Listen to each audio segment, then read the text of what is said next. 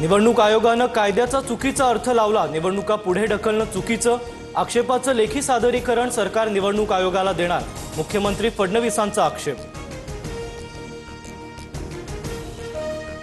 निवडणुकीचा पोरखेळ काँग्रेसला मान्य नाही, गोंधळाला सर्वस्वी मुख्यमंत्री जबाबदार, आम्ही या प्रकरणी हायकोर्टात जाणार, काही ठिकाणच्या निवडणुका पुढे ढकलल्यानंतर पृथ्वीराज चव्हाणांचा इशारा।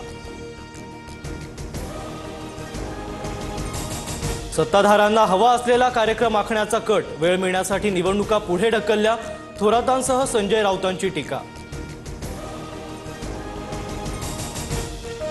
स्थानिक स्वराज्य संस्थेत युती तोडण्याचं काम शिंदेंच्या सेनेकडून, महाराष्ट्र भाजप माध्यम प्रमुख नवनाथ बन यांचा मोठा आरोप।